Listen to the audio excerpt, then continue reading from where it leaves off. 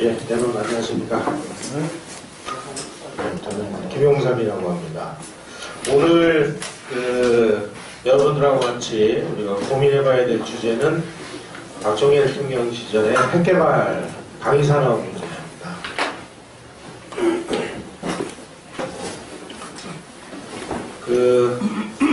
핵무기를 연구한 학자들의 연구 결과에 의하면 어느 한 적이 핵으로 무장을 하고 있다. 우리는 핵무장을 하지 않고 있다. 그러면 핵무장을 하지 않은 편에서는 선택지가 두 가지밖에 없답니다. 하나는 핵을 가진 적에게 항복을 하거나 아니면 핵폭탄을 맞고 죽거나 둘 중에 하나라는 겁니다. 우리가 불행하게도 그런 상황에 지금 처해 있습니다. 미국이 북한을 핵보유국으로 인정을 하든 하지 않든 그건 전부 말장난입니다. 왜? 북한이 이미 핵실험을 6차례나 했지 않습니까? 핵실험을 했고 거의 수소폭탄 실험으로 의심되는 정도의 그 기술적인 진보까지 이루었고, 그리고 물론 핵폭탄을 만든다고 해서 그게 다 위협은 아닙니다. 이것을 운반할 수 있을 정도로 계속 축소를 해서 미사일이라든지 포라든지 이런 쪽에 달아서 쏠 수 있을 정도로 소형화에 성공을 했을 때 현존하는 위협이 될 수 있습니다. 지금 그 단계까지 간 것으로 전문가들은 추정을 하고 있습니다.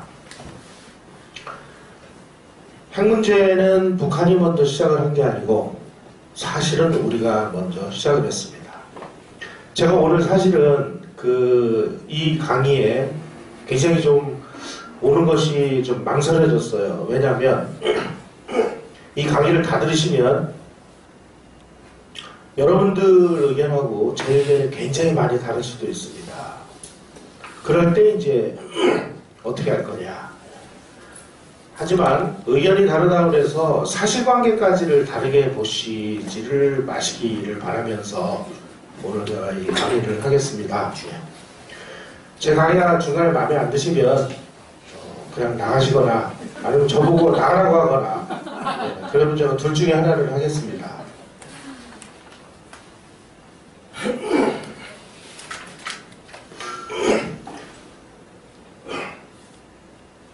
우리가 핵무기를 이야기를 할 때, 특히 박정희 시대의 핵개발을 이야기를 할 때 잊지 마셔야 될 것이 있습니다.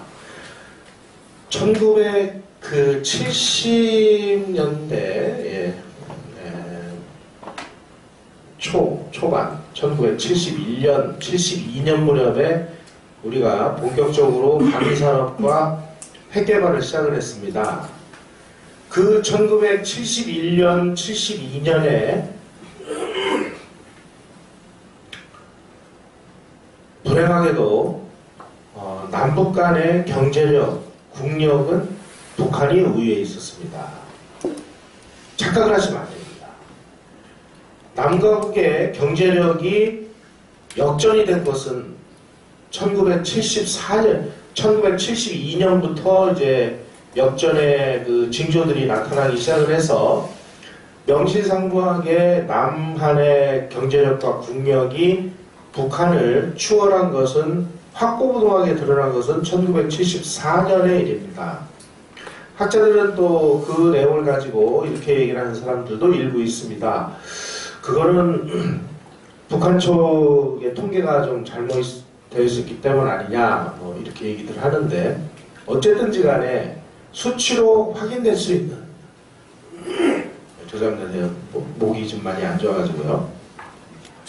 수치로 확인될 수 있는 명백한 팩트에 의하면은 1974년에 우리가 겨우 북한의 경제력과 국력을 추월해서, 이때서부터 우리가 북한을 압도하기 시작을 해서 지금은 GDP 이런 걸 보면은 76배 정도로 차이가 나는 이런 엄청난 차이가 벌어졌습니다. 하지만 1970년대 초반의 경우는 우리가 정말 형편없었습니다. 북한은 그 당시에 1950년 6월 25일 날 인민군들이 남침을 했을 때 북한 인민군들은 일본이 북한 지역에다 남겨놓고 간 그 병기 공장에서 소총, 권총, 기관총 이런 것들을 전부 국산으로 만들어가지고 그 국산 무기를 가지고 쳐내왔습니다. 여러분은 흔히 잘 아시는 따발총이라고 이름 들어보셨을 거예요. 원래는 그 다발총입니다. 이 막 한 번에 막 총알이 막 다발로 나간다 그래서 이게 둥그런 이렇게 탄창이 달려있는 그 영화에도 많이 나오고 그러죠. 이거를 북한은 자급자족을 했습니다. 탄약도 자급자족을 했습니다. 하지만 우리나라는 소총 한 자루는 물론이고 그 총알 한 방을 못 만드는 나라였습니다. 언제까지? 1971년까지. 자, 이런 상황이다 보니까 1968년에 1.2 사태, 뭐 푸에블로 납치 사건, 뭐 이런 막 일련의 그런 도발 사건이 벌어짐에도 불구하고 우리는 제대로 대응을 못했습니다. 그 와중인 1969년도에 미국의 닉슨 독트린이라는 그 새로운 정책이 등장을 해서 자, 주한미군 철수할 테니까 이제 너희랑은 니네가 지켜. 미국이 더 이상 못 지켜주겠어. 다만 핵공격이 있을 때는 우리의 해구선으로 보호를 해줄게. 이제부터는 니네가 지켜. 아니 그러니 우리가 무슨 수로 우리가 지킵니까? 뭐 총이라도 한 자루 있어야죠. 그래서 우선 급한 대로 박정희 대통령이 어떤 대응을 하느냐? 향토예비군 250만 명을 조직을 합니다. 자, 향토예비군 조직을 했어요. 조직을 했는데 이 사람들을 무장시켜야 되잖아요. 무장시키려고 하니까 우리가 소총 한 자리도 못 만드는데 무슨 인원만 잔뜩 늘려놓으면 뭐하냐 이거죠. 그래서 안 되겠다. 우리가 무기를 만들자. 그래서 시작한 것이 박정희의 방위산업입니다. 비참하죠? 쟤네들은 1950년에 따발총을 만들어가지고 쳐들어오려고 1956년도에 북한이 트랙터를 국산을 만들었습니다. 여러분 트랙터라는 거 아시죠? 그 트랙터 위에다가요 대포만 갖다 얹으면 이게 전체가 되는 겁니다. 1956년에 우리는 1970년, 1969년 닉슨 독트린이 발표가 돼가지고 미군 철수할 테니까 니네가 지켜. 그리고 실제로 주한미군 1개사단이 철수를 했죠. 안 되겠다. 우리도 예비군을 무장시켜야 되겠다. 그래서 1970년 8월 6일 날 박정희 대통령이 국방과학연구소라는 것을 만듭니다. 그리고 1971년 11월 초에 박정희가 그 국방과학연구소에다가 번개사업이라는 것을 지시합니다. 국산 무기를 개발하라. 번개처럼 빨리 만들어라. 지금 급하다. 한시가 급하니까 빨리 만들어라. 그래가지고 11월 초에 M1 소총, 카빈 소총, 기관총, 60mm 박격포, 81mm 박격포, 3.5인치 로켓 발사기, 대인지뢰, 대전차지뢰 이걸 개발해라. 그래가지고 청와대 뒤에다가 간이 사무실을 만들어가지고 여기에서 이 국방과학연구소에 그 전문 연구 인력들이 어느 날 다 짐을 싸가지고 청와대로 들어가서 여기서 밤낮으로 무기를 개발해서 시제품 8종을 36일 만에 만들어냈습니다. 번개치듯이 만들어냈습니다. 어떻게 만들어냈느냐? 미군이 우리한테 준 M1 소총, 카빈 소총을 전부 분해를 해요. 그래가지고 전부 치수를 재요. 그래가지고 설계도를 그립니다. 그래가지고 그 설계도를 가지고 그 공구상 이런 데 가서 이걸 깎아가지고 다시 조립을 해서 총을 딱 쏘니까 나가더라는 거예요. 자, 만든 거죠? 만들긴 만드는 겁니다. 이런 식으로 그 외국에서 만든 제품을 가져다가 분해를 해서 그대로 그 카피를 해서 설계를 한 다음에 이걸로 물건을 만드는 방식을 리버스 엔지니어링이라고 합니다. 지금도 흔히 써먹습니다. 우리나라가 무슨 뭐 자동차를 언제 만들었고 텔레비전을 언제 만들었고 뭐 전부 일본, 미국이 만드는 제품을 가져다가 쫙 분해를 한 다음에 그대로 그립니다.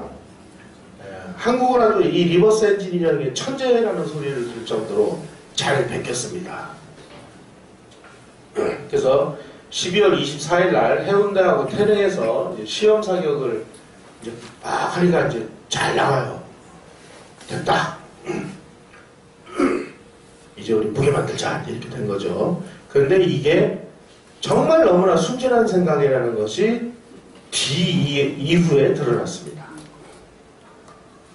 12월 24일 날 이제 그 시험 사격에 성공한 이틀 후에 그러니까 1971년 12월 26일 날 박정희 대통령이 오원철 경제수석에게 아주 친필 극비 메모를 보냅니다. 1975년까지 사정거리 200km의 국산 지대지 미사일을 개발해라. 아니 지금 우리 이제 좀 선총학자도 못 만드는 나라에서 미사일을 만들라니 이게 웬 날벼락입니까 이게. 왜 200km인지 아세요? 휴전선에서 평양까지가 200km거든요. 휴전선에서 평양을 때리려고 이걸 만들어 간 거예요. 자, 그러니 오원철 수석은 황당무계한 거죠. 아니 우리 지금 총알 한 발을 못 만드는 나라에서 미사일을 만들으라고 그러니. 그래서 이 미사일 개발 계획을 항공공업 육성 계획이다 이렇게 이제 위장 명칭을 붙였습니다. 그때 꿈과 같이 이게 1978년도 9월 26일 날 배꼽 미사일로 성공을 했죠. 조금 늦어지긴 했습니다만은. 자, 초라하게 이제 우리가 미국 거 이제 카피를 해가지고 시제품을 만들었어요. 시제품 100번 쏘니까 한 10발, 20발 쏠 때는 괜찮은데 한 50발, 100발 쏘니까 총신이 갈라지고 박격포를 쏘니까 막 박격포 포신이 갈라지고 하는 일이 벌어졌습니다. 알고 보니까요, 이 시제품을 만드는 것까지는 괜찮은데 이거를 양산하려고 보니까 그 당시 우리나라에 이 철을 만드는 데가 있나요? 이제 포항대철 만들려고 막 이제 준비하고 있었던 데죠. 그 다음에 이 무기를 만드는 이 분야에는 그냥 철도 아닙니다. 아주 특수광 강철. 그래가지고 그걸 특수광이라고 합니다. 이 철에다가 불순물을 다 제거한 다음에 거기다가 뭐 아연이라든지 뭐 크롬이라든지 뭐 이런 거 중성이라든지 이런 걸 집어넣어가지고 어마어마한 압력에도 이 압력을 견딜 수 있는 특수한 강철. 그 특수광을 우리가 만들어야 특수광이 있어야 이 소총도 만들고 뭐 대포도 만들고 박격포도 만드는데 특수광이 없는 거예요. 그러다 보니까 뭐 소재가 부적합하고 가공 기술도 엉망진창이고 그러다 보니까 야 이거 어떻게 되냐 그래가지고 이제 전문가를 불러다가 공부를 해보니까 이 방위 산업을 위해서는 특수 철강 소재, 그리고 비철금속, 전자기술, 초정밀 가공기술, 100분의 1mm까지를 가공할 수 있는 기술, 100분의 1mm면 머리카락보다 훨씬 더 얇은 그런 정도의 가공 능력이 있어야 됩니다. 또 기계공업이 육성돼야 되는데 우리는 이 중에 하나도 준비가 되어 있지 않았습니다. 어떻게든지 1년 동안 뭐 좀 해보려고 발버둥을 쳤습니다만은 그 발버둥에도 불구하고 이런 것들이 사전에 준비되어 있지 않으면 무기 만드는 이 산업은 존재할 수가 없다 하는 결론에 이르렀습니다. 자, 그럼 이게 뭐냐 이거죠. 특수설, 철강 소재, 비철금속, 전자기술, 초정밀 가공기술, 기계공업이 뭐냐? 이게 중화공업이라는 거예요. 자, 그러면 무기를 만들려고 보니까 중화공업을 일으켜야 돼, 이게. 이런 결론에 이른 겁니다, 이게. 자, 그런데 이제 정치적으로 굉장히 복잡한 문제가 배제되기 시작을 했습니다. 박정희 대통령이 그 삼선 개헌을 해가지고 간신히 대통령 선거를 해가지고 김대중 후보하고 대통령 선거를 치러가지고 승리를 했습니다. 그런데 이 김대중이라는 사람의 이 선동 능력이 이게 좀 간단치가 않았어요. 요게 그때 1900 박정희하고 삼선 때 맞붙었던 그 신민당 김대중 후보의 포스터입니다. 10년 새도 썩은 정치 못 참겠다고 갈아보자. 갈아치자. 더더욱이 문제가 되는 거는 그 당시에 박정희 대통령이 추진했던 경제개발 5개년 계획은 전부 수출 주도형 개발 정책이었습니다. 그런데 이 김대중 씨가 들고 나온 이 대중경제론이라는 것의 핵심은 뭐냐? 수출이 아니라 국내 내수를 무대로 해야 된다. 대기업 중심이 아니라 농업과 중소기업 우선이어야 된다. 그리고 농민과 서민, 자영업자에게 혜택이 돌아가도록 해야 된다. 박정희가 하는 정반대를 이야기한 겁니다. 수출은 뭐 고리 같다고 수출하냐 말이야. 그냥 우리끼리 잘 살면 되지. 어디서 많이 좀 들어본 소리를 하고 있는 거죠. 북한이 하고 있는 얘기를 그대로 한 겁니다. 김대중이라는 후보가 주장한 내수 위주, 농업 우선, 중소기업 위주, 폐쇄적인 자급자족 시스템, 대기업 중심의 공업 육성 반대, 노조의 경영 참여 이런 것은 북한이나 유고슬라비아가 채택했다가 나라를 완전히 거덜내버린 그 발전 방식하고 똑같았다는 얘기입니다. 이 대중경제론이.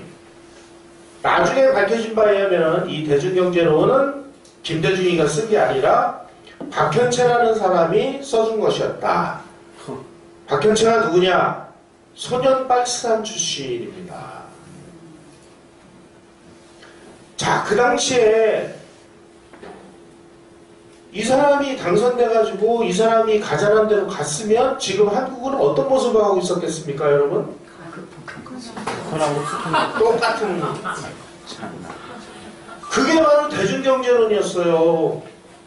그런데 이런 주장을 하는 이 김대중이한테 우리 국민들이 어마어마한 표를 몰아준 겁니다.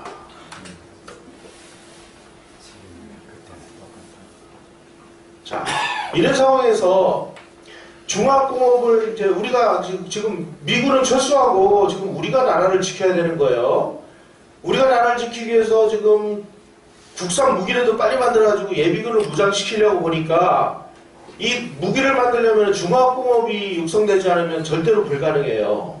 그래서 이 중화공업을 건설하려고 보니까 최소한의 10년의 투자와 10년의 세월과 약 80억 불에서 100억 불 정도의 어마어마한 돈이 투자되지 않으면 이 사업을 할 수가 없는 상황입니다. 자, 그런데 삼선을 해서 박정희 대통령의 임기는 1975년까지였어요.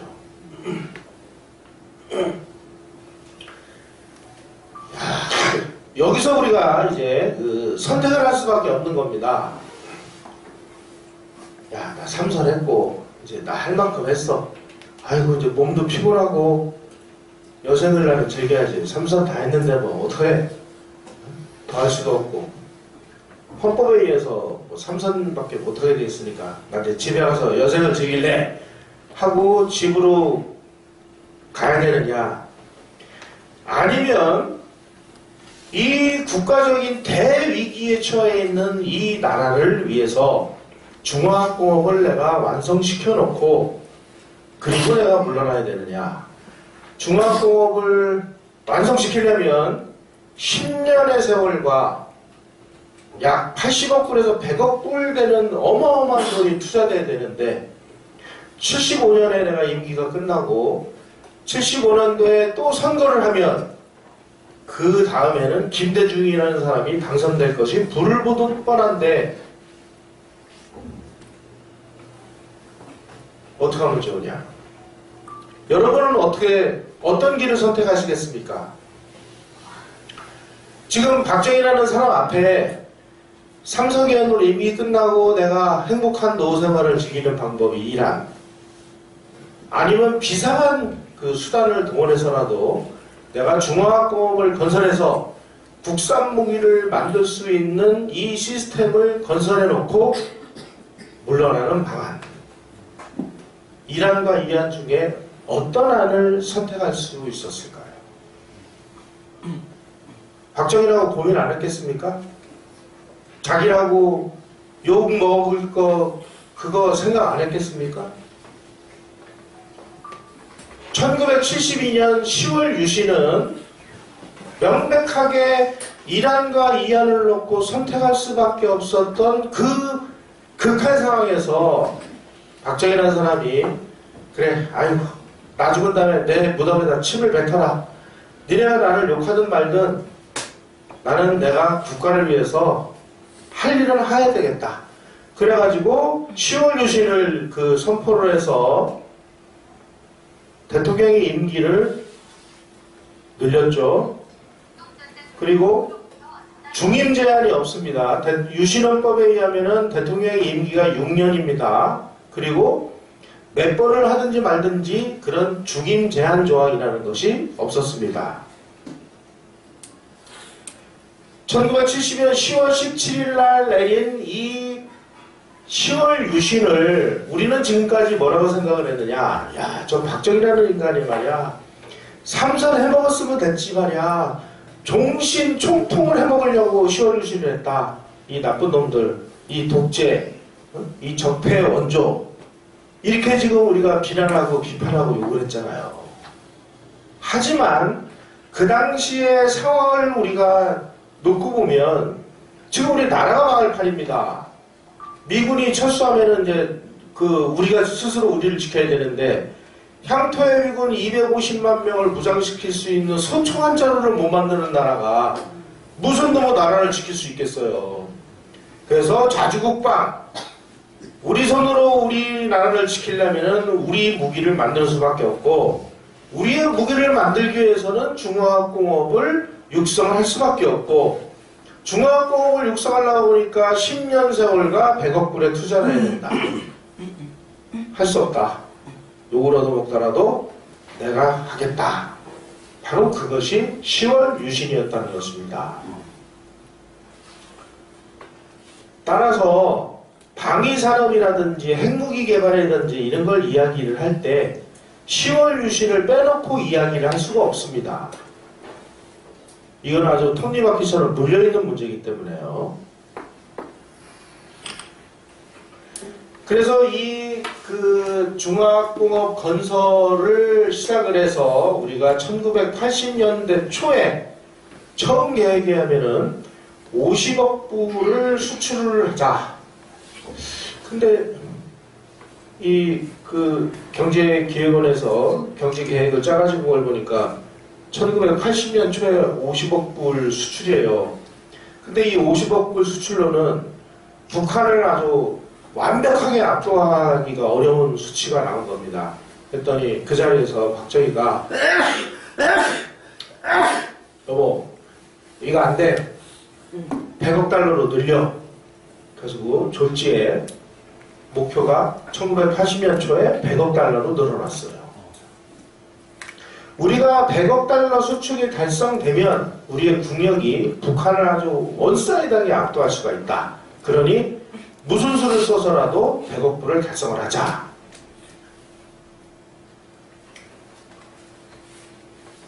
방위산업을 비롯해서 중화학공업이 완성이 되면 우리가 그 여파로 북한을 완전히 능가를 해서 그러면 북한이 절대로 도발을 못할 것이다.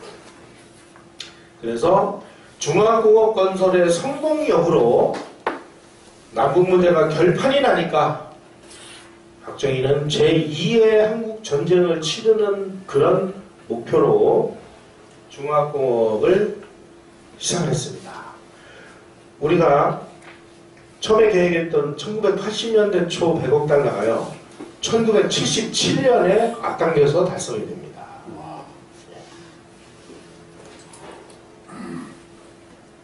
자, 10월 유신을 딱 통해가지고 이제 임기를 걱정 안 해도 되는 상황이 됐어요. 가지고 박정희가 청와대에다가 중화학공업화 추진기획단이라는 걸 설치를 해요. 그리고 중화학공업하고 방위산업을 자기가 직접 진두지휘를. 원래는요, 법제에 의하면 중화학공업화 추진기획단의 총 책임자는 국무총리였습니다. 그런데 이 사안은 너무나 중요하기 때문에 대통령이 내가 직접 주재를 하겠다. 그래가지고 대통령이 직접 합니다. 그래가지고 철강, 비철금속, 기계, 조선, 전자, 석유화학을 6대 전략업종으로 선정을 합니다. 바로 요 6가지가 우리나라 중화학공업의 핵심입니다. 조선은 왜 들어갔느냐? 군함을 만들려면 조선이 있어야 되잖아요. 우리나라는요, 전부 무기를 만들기 위해서 철강을 일으키고, 무기를 만들기 위해서 중화학공업을 일으키고, 군함을 만들기 위해서 조선공업을 일으키고, 미사일 만들기 위해서 전자공업을 일으키고, 이렇게 된 겁니다. 그런데 야, 그거 뭐 잘못된 거 아니냐 이렇게 얘기를 하는데 정말 무식한 얘기입니다. 인류 역사는요, 전쟁이 이 과학을 이끌고 기술을 개발시켰어요. 항상 전쟁의 필요에 의해서 비행기라는 그 새로운 문명의 그 이기가 만약에 전쟁이라는 게 아니었다면 저렇게 급속하게 발달을 못했을 거예요. 전쟁을 위해서 만드는 전쟁을. 여러분 그 1차 세계대전 때 뭐 독가스 뿌리고 막 참호전이라는 거 아마 보셨을 거예요. 막 기관총 설치해놓고 막 돌격에 오는 적들을 막 다 쏴 죽이고 뭐.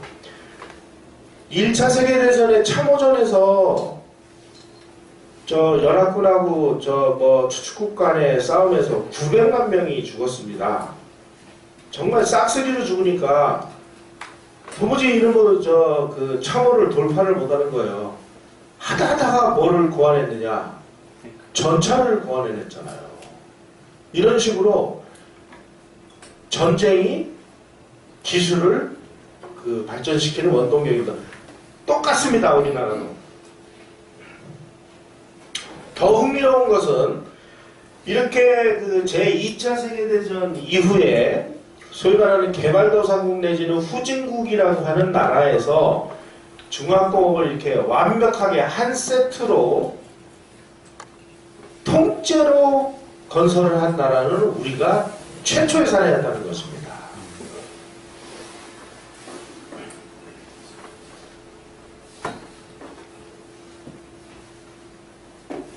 다시 말씀드리면 10월 유신을 정치적으로만 해석하는 사람들은 박정희가 자기 임기를 늘리기 위해서 혹은 뭐 통치를 뭐 독재를 하기 위해서라고 비판들을 하지만 그런 요소가 왜 없겠어요.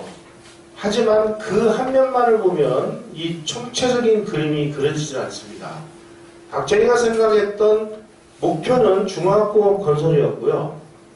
이 중화학공업을 건설해야만 자주국방이 달성이 되기 때문에 중화학공업을 달성시키기 위해서는 10년의 세월, 100억 불의 투자, 결국 그래서 10월 유신을 일으킨 거니까 10월 유신이 중화학공업이고 중화학공업이 10월 유신입니다. 여러분 착각을 하시면 안 됩니다. 정치는 그 다음 문제였어요. 아니 생존을 해야 정치도 있고 뭐 무슨 선거도 있는 거 아니겠어요?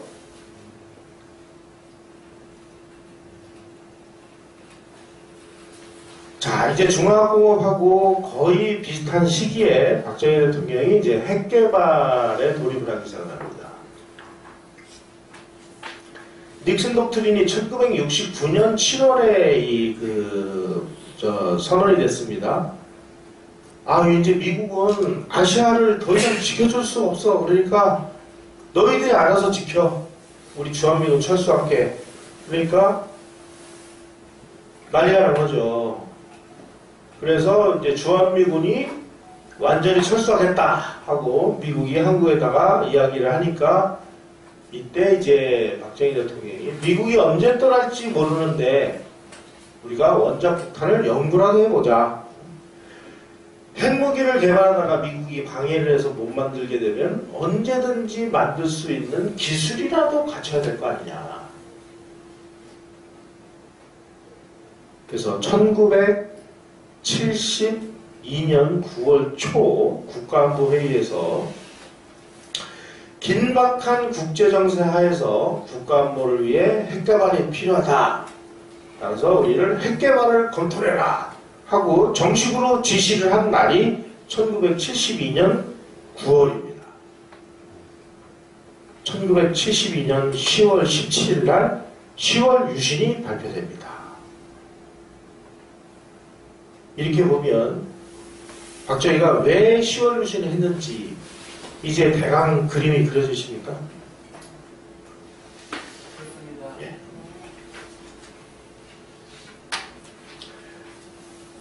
우리가 1971년도 3월 19일 날 고리 원자력 발전소를 이제 짓기 시작을 했습니다. 그 당시에요, 장인순이라고 이 원자력 연구원장을 하신 분이 2달 전에 이제 서울에서 제가 뵀는데요.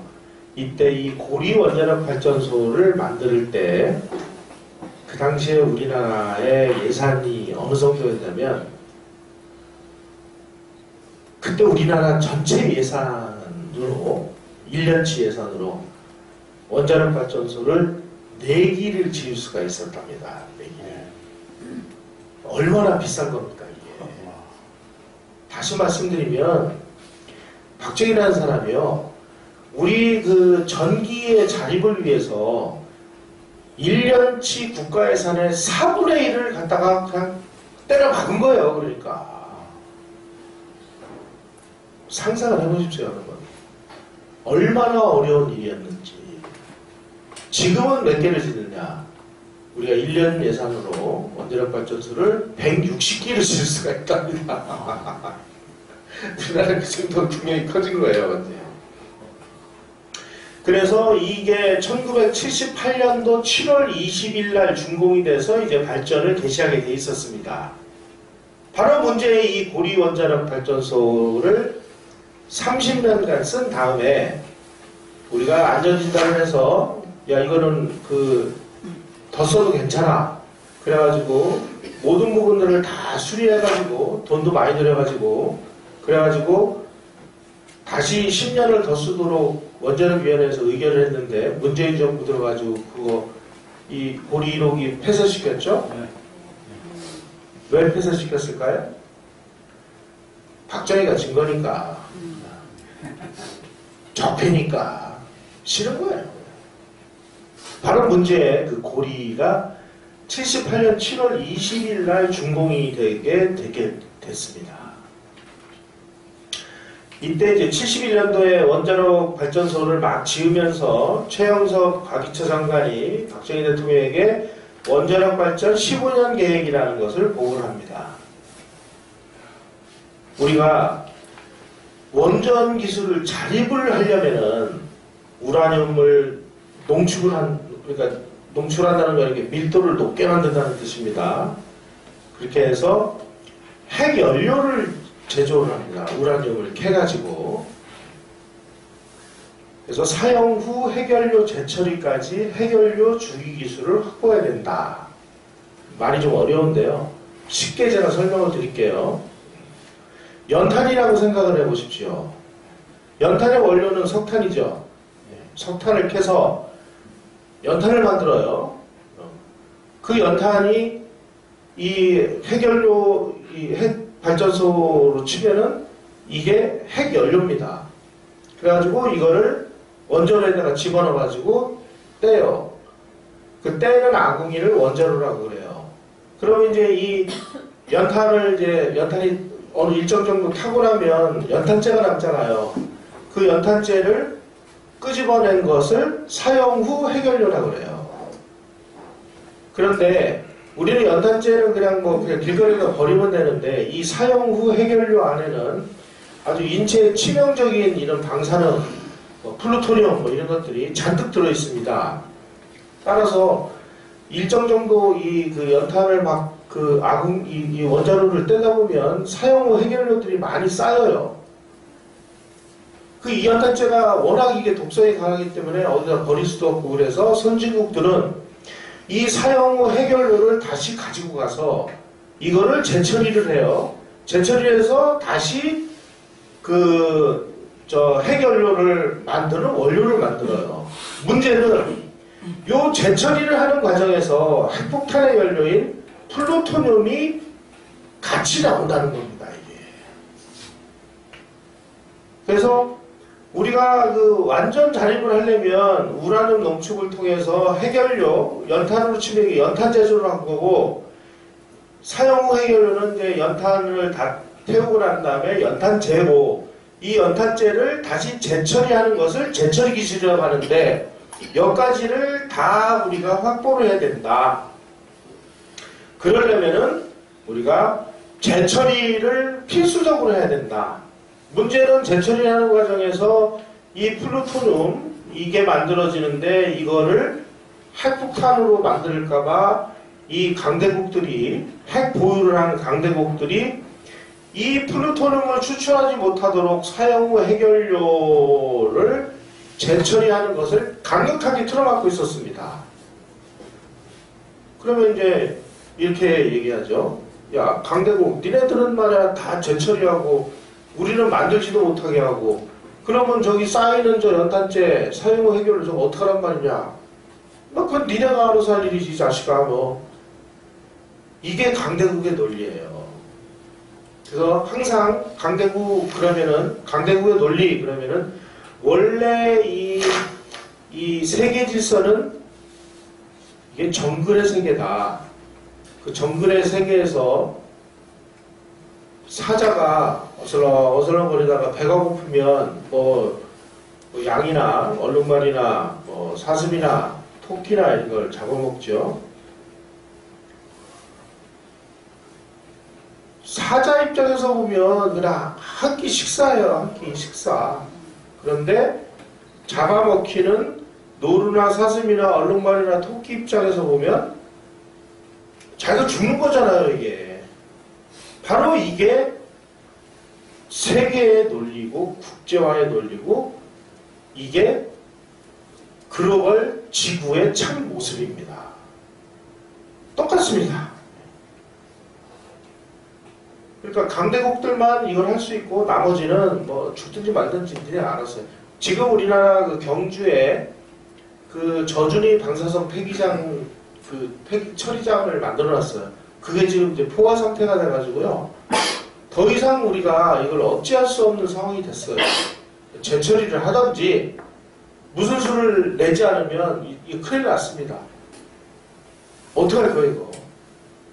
아직도 해결이 안 됐어요.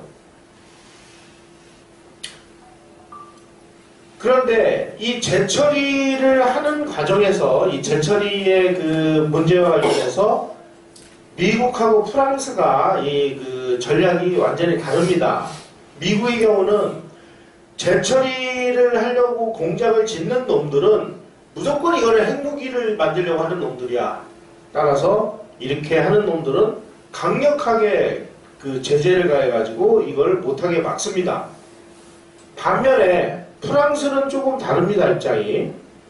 아니, NPT라는 거는 핵 확산 방지 조약인데, 어느 나라가 핵 확산 방지 조약에 가입을 하고, 국제원자력기구하고, 안전조치 협정을 다 체결하고, 얘네들이 재처리를 하는 그 과정을 투명하게 하면 얘네들도 살아야 될 거 아니냐. 연탄재 치여가지고 지금 몸쪽 발삭도 못하게 하는데 숨통은 트여줘야 될 거 아니냐. 약간 느슨한 입장입니다. 프랑스가. 자, 그래서 우리가 미국한테 야, 우리도 좀 재처리 좀 해야 되는데 어떻게 좀 도와줘. 미국이 너희들 말이야 이 재처리에 지읒자만 나와도 너희들은 죽을 줄 알아. 찍소리 뭐 얘기도 못했습니다. 프랑스가 가지고 우리 이거 좀 이렇게 좀 해야 되는데 프랑스 니네가 좀 도와줄 수 있냐? 뭐 미국은 못한다는데 그랬더니 우리가 도와줄게. 그래서 72년 5월에 프랑스 정부하고 우리가 원하는 폐연료 및 재처리 관련 시설 기술을 제공하겠다. 이렇게 이제 협약을 맺습니다.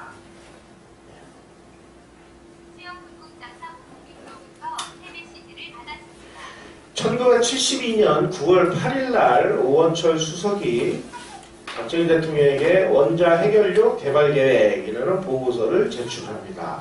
이 보고서에 우리나라의 그 원자 폭탄의 방향을 정합니다. 핵무기에는 두 종류가 있습니다. 플루토늄을 원료로 하는 그 핵무기가 있고요. 핵폭탄이. 우라늄을 원료로 하는 우라늄탄이 있습니다.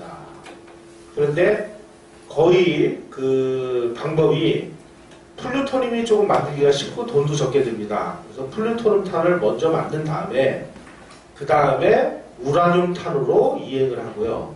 우라늄탄까지 성공을 하면 그 다음에 수소폭탄으로 가게 돼 있습니다. 이게 그 기본적인 그 방법입니다. 우리나라도 조사를 해본 결과 우리가 보유할 핵무기로 플루토늄탄을 선정을 했습니다. 왜냐하면 우라늄탄보다 투자가 적게 들고 약간의 기술 도입과 국내 기술 개발로 생산이 가능하기 때문에 자, 그러면은 그 원료인 플루토늄은 어떻게 확보를 할 거냐? 고리원자력발전소의 2호기를 중수형 발전소로 채택을 하면 1년에 고순도 플루토늄을 200kg 정도는 추출할 수가 있다.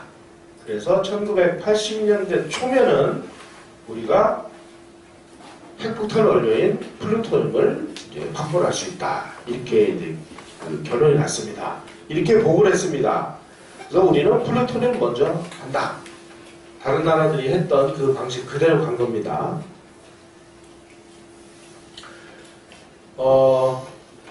일본이 원자폭탄 2발을 맞았잖아요. 히로시마에 떨어진 게 플루토늄 탄이고요.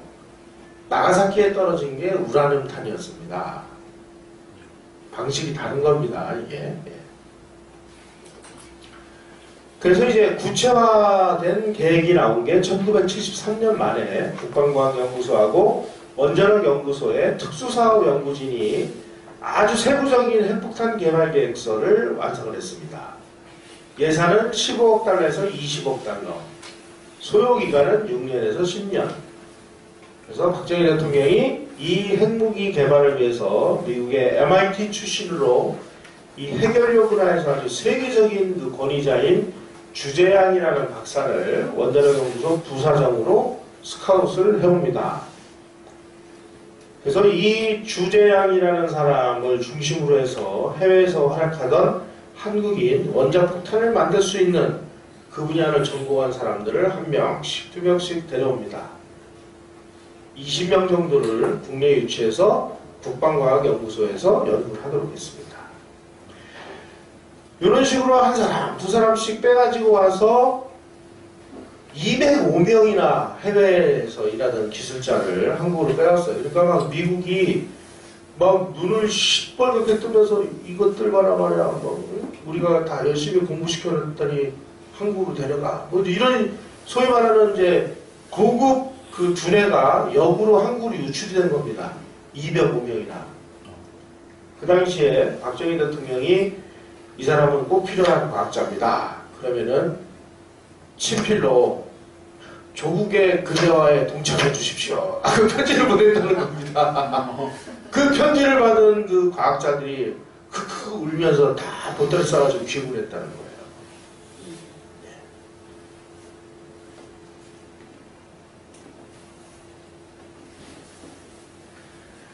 1974년 10월 19일 날 이제 프랑스하고 원자력 협정을 체결합니다.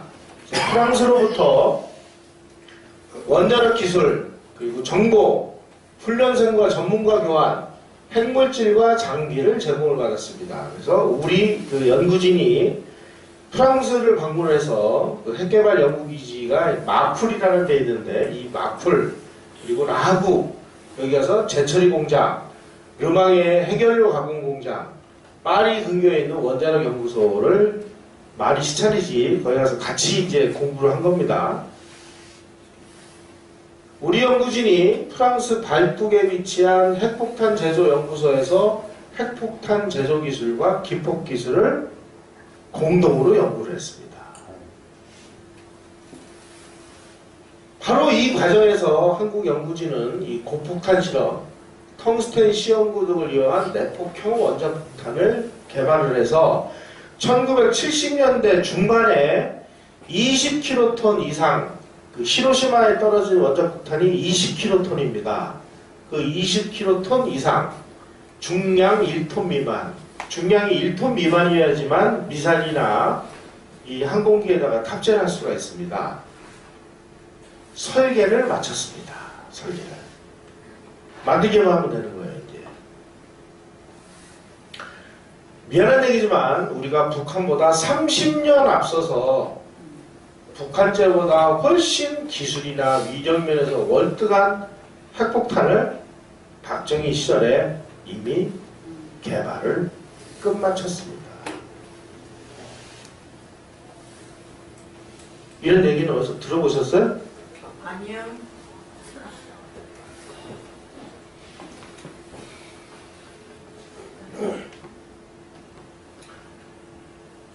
자, 이제 그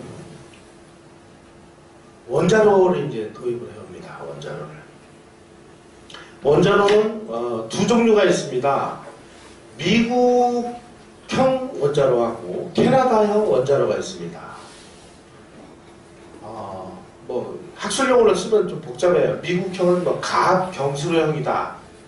캐나다형은 뭐 중수로형이다 이렇게 얘기를 하는데 우리가 그것까지 알 필요는 없고요. 그러니까 미국형과 캐나다형이 있다.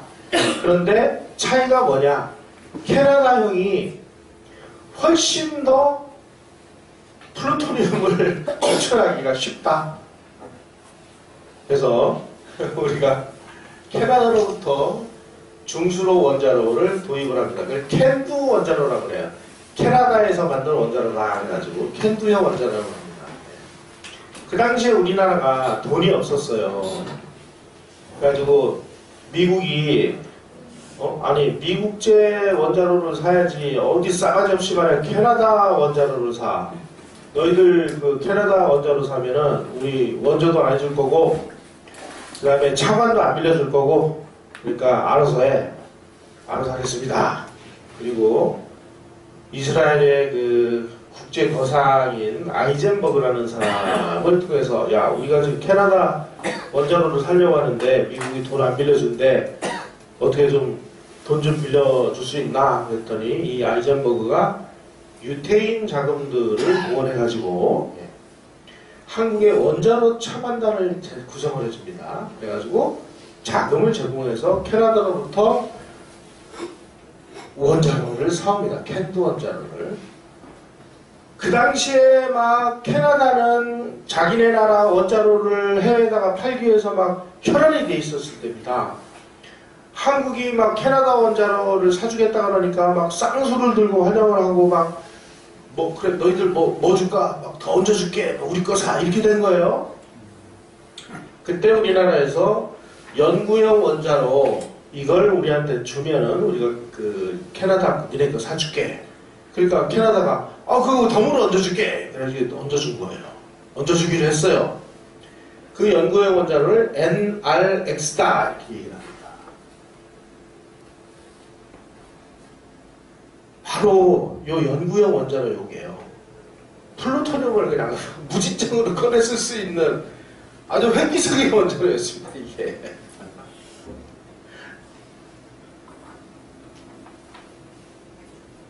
그래서 이제 그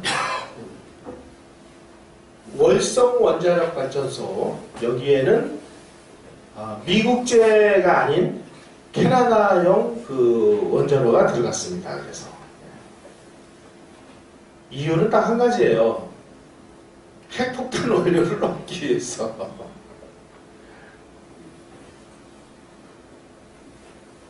바로 이 캐나다가 우리가 이 캐나다 원자로를 도입키로 한 그 대가로 연구용 원자로 NRX를 우리가 이제 크게 주목을 한 겁니다. 사실은 이 와중에 정말 우리나라 입장에서는 참으로 좋지 않은 일이 벌어졌습니다. 인도가 비밀리에 국제감시망을 뚫고 인도가 핵무기 개발에 성공을 했습니다. 인도가 저 캐슈미르 지역이라고 해서 거기에 이제 중국하고 이 국경 분쟁이 일어났어요. 그래가지고 브라마푸트라라고 하는 계곡 전투에서 중국군한테 인도군이 완전히 막 싹쓸이로 참패를 당합니다. 그러니까 인도가 야 이러다가 우리 이 중국한테 이제 우리 나라 망하게 생겼다. 가지고 비밀리에 핵 개발을 시작을 해가지고 1974년 지하핵 실험을 성공을 해가지고 전 세계가 이제 완전히 충격과 경악에 빠졌습니다. 이렇게 되니까 인도하고 또 아주 막 앙숙인 파키스탄이 야 이거 큰일 났다. 그래서 파키스탄의 이 부토 대통령이 우리가 풀을 뜯어먹고 살더라도 우리도 핵폭탄을 제조하겠다. 우리도요. 우리가 핵무기에 맞아 죽을 상황이 되면 국제제재도 나발이고 어딨어요. 핵을 가지지 않은 나라는 핵을 가진 나라에게 항복하거나 핵무기를 두드려 맞고 죽거나 둘 중에 하나밖에 없다는 거예요. 지금 문재인 정부는 아마 투항을 할 것 같아요. 우리도 살아야죠. 살으려면 어떻게 해야 돼? 풀을 뜯어먹더라도 우리 핵폭탄을 만들어야 돼요. 이 의견에 동의하지 않는 분이 계시면 빨리 나가시던지 네, 저보고 나가라고 얘기를 하든지 둘 중에 하나를 하십시오. 네, 저는 오늘 막 얘기합니다 이제. 네.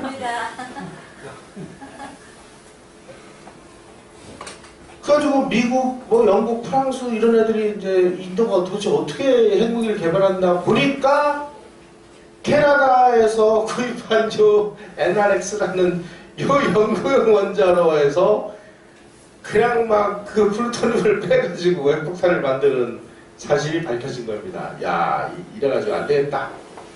그래가지고 이때부터 미국이 아주 핵무기를 개발할 가능성이 있는 나라에 대해서 그냥 막 정보원들을 막 대거 보내가지고 이놈들 핵무기 막어! 이렇게 된 겁니다. 이 불똥이 한국에 딱 터져버린 거예요. 이때 인도가 한 몇 년 늦게 핵실험을 한다든지 그랬으면 우리는 벌써 이 핵폭탄을 가지고 북한이 우리한테 벌벌 떠는 이런 상황이 됐을 거예요. 이러면서 참 운이 없죠, 우리가. 네? 자, 이때서부터 이제 막 주한 미국 대사관 이런데 막 CIA 요원들이 막 몇십 명씩 늘어나가지고 이제 막 눈에 불을 켜고 다니면서 도청하고 미행하고 감청하고 이제 난리가 난 겁니다. 1974년 11월 24일 날 주한미국 대사였던 스나이더가 공국정부에다가 이렇게 보고를 합니다. 한국, 프랑스의 핵개발 장비 획득이 임박했다. 이렇게 보고를 합니다. 그러니까 75년 3월 4일 날 키신저 미 국무장관이 다른 나라에 압력을 넣어서 한국이 원하는 기술과 장비를 구매할 수 없도록 하여 한국의 핵무기 및 운반수단 개발을 봉쇄를 하라 이렇게 지시를 합니다. 다른 나라에 압력을 넣어라는 건 뭐예요? 캐나다하고 프랑스에다가 압력을 넣으라는 얘기입니다. 이때서부터 뭐 주한미 대사관, CIA 요원 뭐 이런 사람들이 한국의 뭐 원자력 관련 기관, 그 다음에 담당자 이런 사람들을 막 맨투맨으로 막 따라다니면서 사진 찍고 난리가 났습니다. 1975년에 바로 이호 원전위에 우리가 고리 원자로용 해결료 48톤이 들어왔어요. 야, 이제 이 원자로를 집어넣고 떼서 사용 후 연료가 나오면 이걸 재처리만 하면은 이제 플루토늄이 막 쏟아져 나오는 거야, 이제. 그때 계산에 의하면 고리원전이 1978년부터 가동을 하는데 딱 그 가동을 하고 나서 막 쏟아져 나오는 이 연탄재, 이 그 사용 후 해결료를 재처리하면 한국이 매년 139kg에서 167kg의 플루토늄을 확보하도록 되어 있었습니다. 원래 20kg급 히로시마에 떨어뜨린 그 정도 위력의 핵폭탄 한 발을 만들기 위해서는 플루토늄이 한 발에 6 내지 8kg이 들어가요. 만약에 한국이 재처리를 시작을 하면 한국은 매년 23개에서 28개의 핵폭탄을 만들 수 있는 플루토늄을 우리가 보유하게 돼요.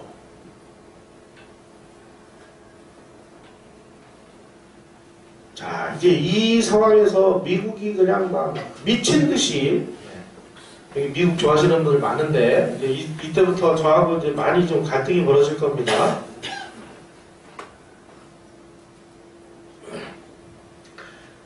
도대체 미국이 그러면은 왜 그렇게 한국의 핵 개발을 막느냐?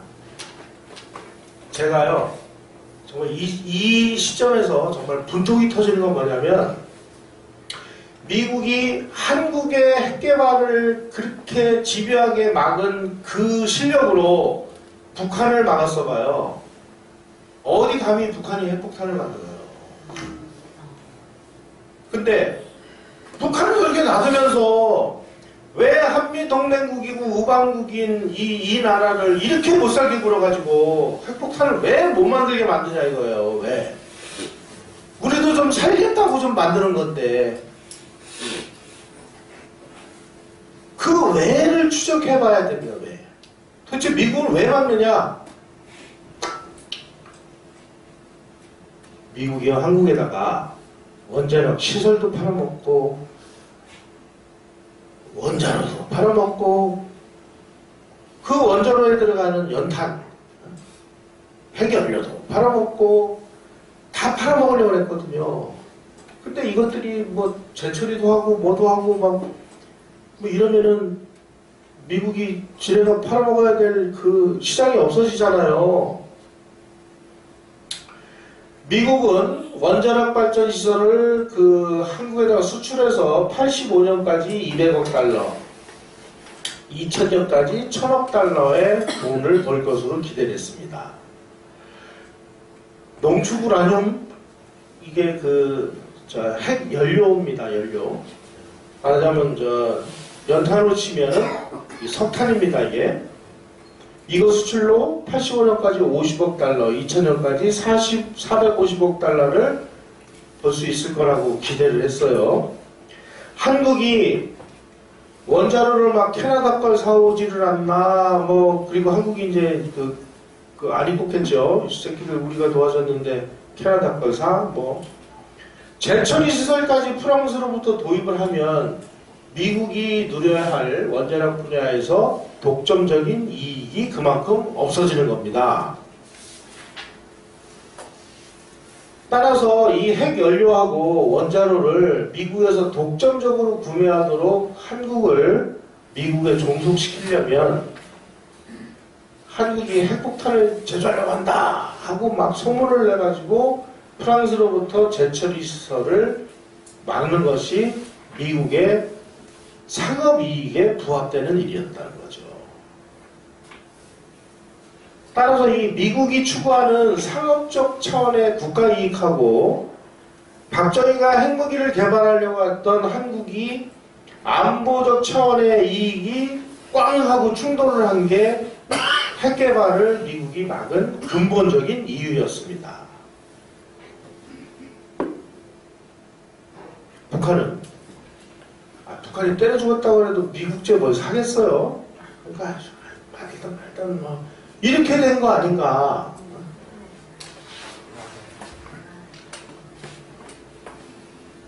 미국 너무 좋아하지 마세요. 그래서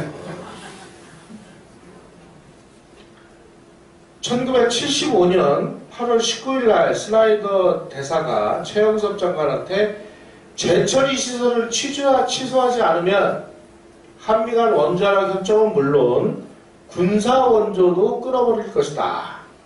이래요. 8월 27일은 일주일 후입니다.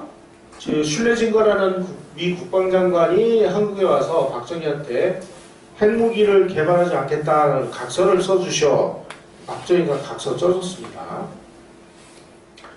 9월 8일 날 이 스나이더 대사가 노신영 외무차관한테 프랑스와의 재처리 시설을 그 교섭 내용을 미국에 알리지 않은 것은 한국의 큰 실수다. 그리고 경고를 했습니다. 이런 식으로 막 집요하게 그 방해하고 압력에도 불구하고 75년 11월 13일 날 프랑스 외무성에서 한불 간 원자력 협정 협력 사업에 대한 양해각서를 체결하기로 돼 있었습니다. 그런데 서명 예정 시간 30분 전에 프랑스 측 서명자인 데스트레모 차관이 양해각서 교환을 연기하겠다. 30분 전에 통보를 합니다.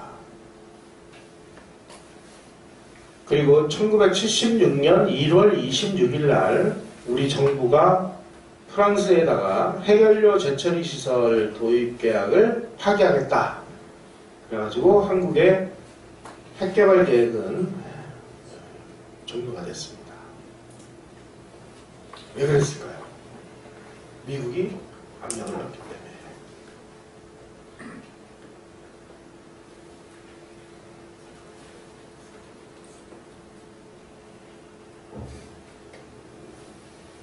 자, 그렇게 비장하게 한번 칼을 뽑았는데 이거 박정희도 뭐 별거 아니네. 뭐 이렇게 안 넣는다고 해서 뭐 패를 졌고 뭐 박정희가 좀 냈잖아요. 뭐 이렇게 생각하실 수도 있을 거예요.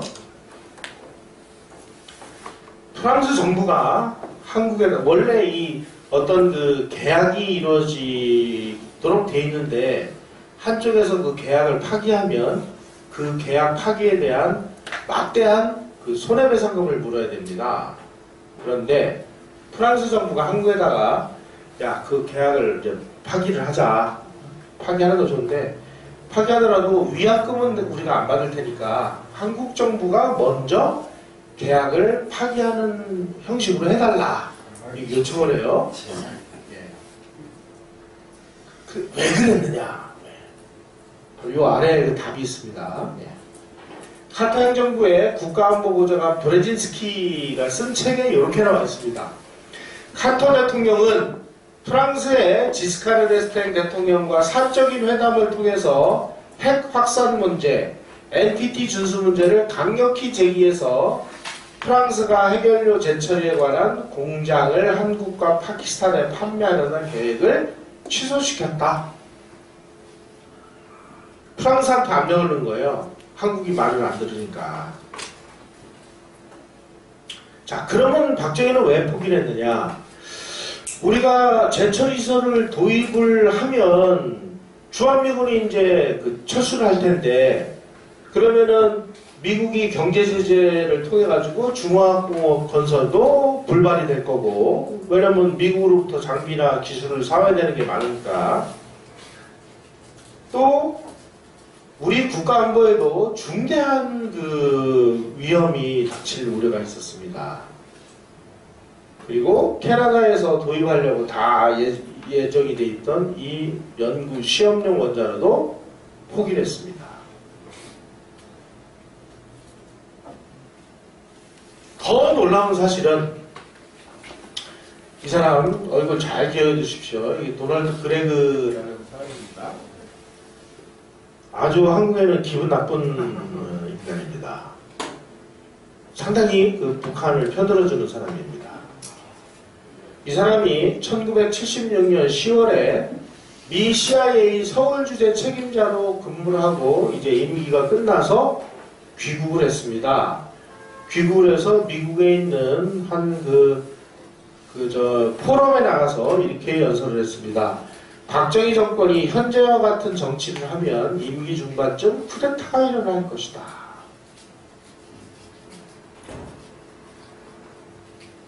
그레그가 한국에서 쿠데타 발생을 예단한 시기는 미국이 한국 정부가 핵개발 계획을 취소하지 않을 경우 모든 부분에서 한미 간 관계를 끊어버리겠다고 최후 통첩한 시기하고 정확하게 일치를 합니다. 다시 말씀드리면 1975년 말에 박정희가 핵개발을 포기하지 않으면 너 쿠데타로 아웃시킬 거야 라고 얘기를 한 거예요. 무섭죠?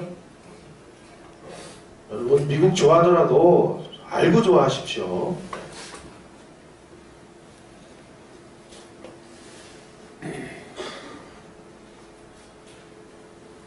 자, 여기서 이렇게 핵개발을 무위로 돌렸다면 박정희가 아닙니다. 박정희가 어떤 사람입니까? 여러분은 여기까지는 아마 알고 계셨을 거예요. 여기까지는. 하지만 한편의 드라마가 또 있습니다.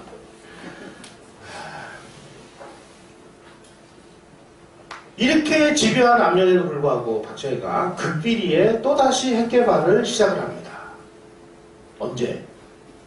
이 지미 카터라는, 저는 지미 카터는 정말 이거 잠시만 꺼주시면 제가 좀 학술 용어를 좀 쓸게요. 이 개새끼입니다, 이거. 정말 나쁜 놈입니다. 저는 이거 북한 간첩인 것 같아요. 그렇죠. 간첩입니다. 간첩입니다, 진짜. 네.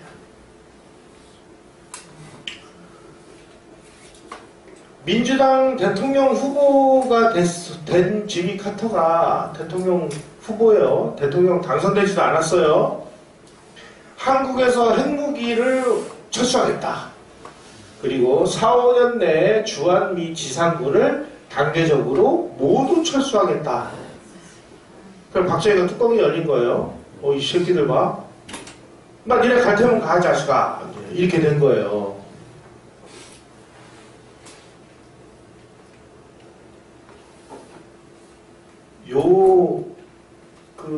화면에는 이 재수없는 놈, 요 재수없는 두 명이나 있네요. 재수없는 놈이.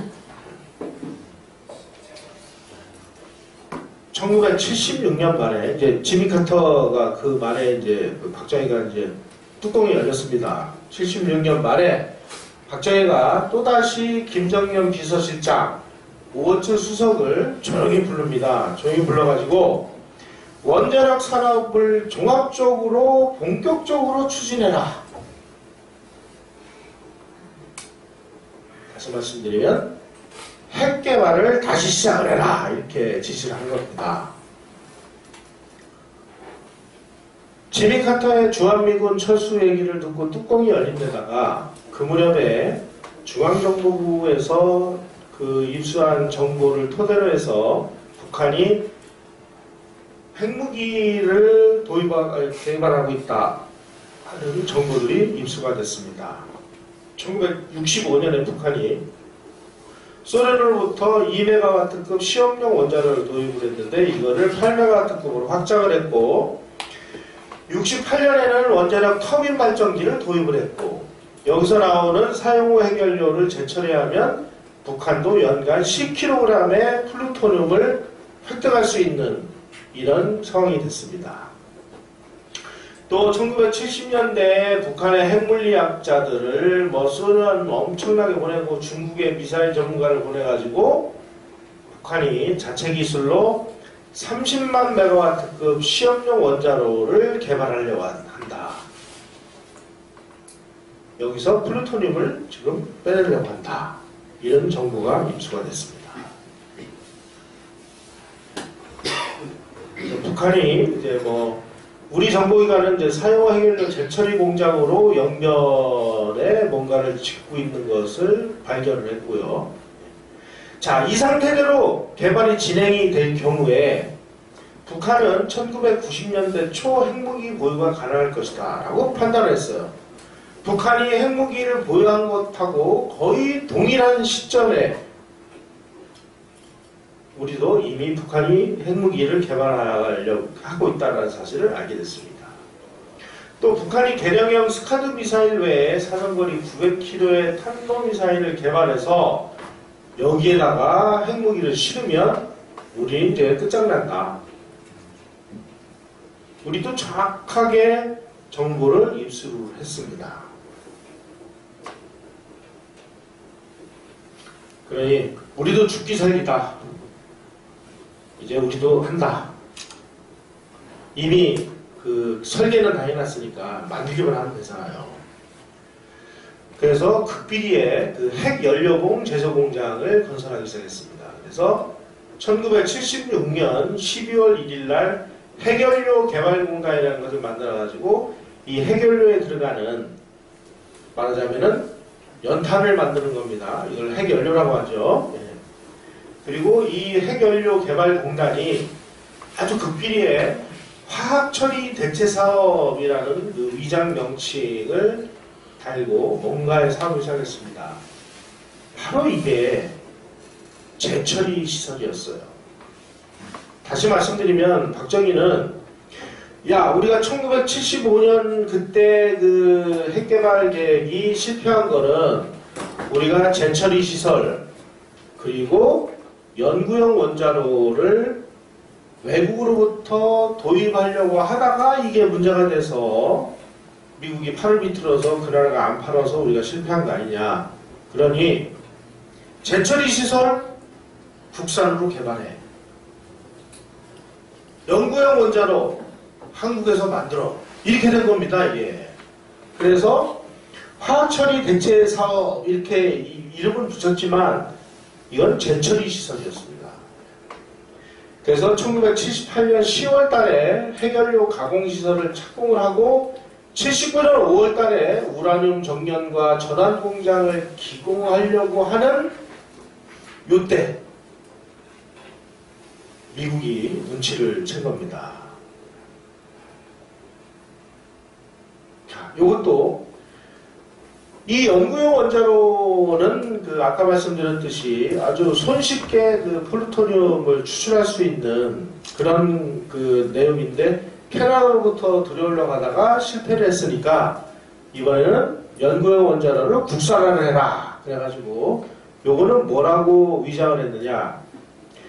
기기장치 개발 사업이다. 라는 것을 위장을 해가지고 78년까지 설계를 완료하고 79년에서 81년 사이에 원자로를 건설하기로 다 준비가 됐습니다. 자, 요것만 완성되면 우리는 이제 폭탄 만드는 거예요. 한국이 이 핵연료봉 공장 시설을 공개하기 전까지 미국이 또다시 박정희가 핵개발을 하리라고는 전혀 눈치를 못했었습니다. 바로 이때 핵연료봉 공장이 건설되자마자 북한 미 대사관에 과학무관이 파견되는데요. 이 사람은 원자력 전문 훈련을 받고 한국에 파견된 CIA의 전문가였습니다. 이렇게 되니까 이제 막 또다시 막 미친 듯한 압력이 들어오기 시작했습니다. 78년 8월에 국방장관 슐레징거가 한국에 와서 박정희한테 어이 박정희 대통령 당신은 왕이냐 핵개발이냐 둘 중에 하나를 선택하라. 이렇게 통첩을 합니다. 그리고 이 사람이 돌아가고 나서 한 달쯤 후에 국산 지대지 미사일 100곰 발사 시험을 해요. 웃기는 소리 마. 우리는 내가 갈 길 내가 갈 거야. 보여준 겁니다. 그래서 세계 7번째로 우리가 미사일 보유국이 됐습니다. 아니 미국은 이제 공황 상태에 빠진 거예요. 야 이놈들 안 되겠다. 이때서부터 그냥 최고의 그 방문단들이 막 한국에 쏟아져 들어오기 시작합니다. 최고의 방문단이 왜 왔겠습니까? 박정희 위협하러 오는 거죠.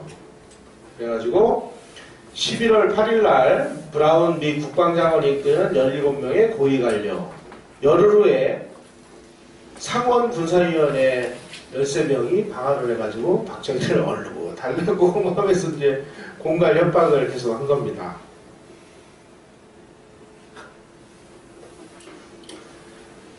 바로 이 무렵에 이란에서 이 회교혁명이 일어났습니다. 저는 이런 거 보면 미국은 정말 웃기는 짜장면 나라. 제가 무슨 반미주의자가 아니고요. 미국이 이렇게 어떻게 보면은 자기네들 국익을 위해서 어느 한 나라를 헌신짝처럼 쳐버리는 이런 모습들을 보면 베트남도 그렇게 해서 그 호주병한테 넘겨줬죠. 이란도 마찬가지예요. 팔레비가 미국에게 얼마나 협조를 잘해줬습니까? 그런데 단지 독재를 한다는 이유로 팔레비를 쿠데타 비슷하게 내쫓아버렸어요. 그리고 나서 제대로 통제될 거라고 믿었는데 웬걸 코베인이라는 아주 그냥 회교 원리주의자가 와가지고 미국 대사관 전부 인질로 잡아가지고 평지풍파가 일어났죠. 미국 대사관에 52명 대사관 직원들이 인질로 잡혔습니다. 그때 팔레비가 실강에서 망명한 다음에 해외에서는 다음 차례는 한국이다 라는 소문이 파다하게 나돌았습니다. 1979년 제철이 설계가 이제 완성돼 갑니다. 바로 그해 79년 1월 13일 팔레비 국왕이 막 해외로 도망가고 막 회교혁명이 막 일어나고 막 하는 그 소용돌이가 치는 그 와중에 박정희가 부산에서 이제 신년 구상을 하던 중에 선우연이라는 사람이 언론인 출신인데요. 이 사람이 누구냐? 조선일보 선우이 주필의 동생입니다. 이 사람이 이제 청와대 공보비서를 했던 사람인데 부산으로 불러가지고 이 양반한테 이런 얘기를 합니다. 박정희가 나는 1981년에 그만둔다. 1981년 전반기에 핵폭탄이 완성된다고 국방과학연구소에게 보고를 받았다.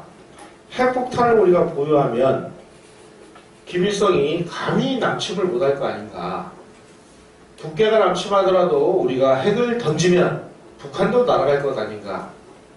우리는 공격을 위해서가 아니라 방어용으로 우리는 핵을 가지려는 것이다. 1981년까지 완성되면 그해 국군의 날 여의도 행사를 부활시켜서 원전탄을 전 세계에 공개하겠다. 그리고 그 자리에서 나는 사퇴 성명을 내고 물러나겠다. 선언을 합니다. 1979년에 농축과 제철이 부분을 제외한 전 부분에서 원자력 산업의 기술적 자립에 성공을 했고 바로 79년 10월에 제철이 설비가 설계가 완성이 되게 돼 있었습니다. 미국은 비상한 수단을 동원해서라도 박정희의 핵 개발을 막지 않으면 안 되는 이런 비상한 상황이었습니다.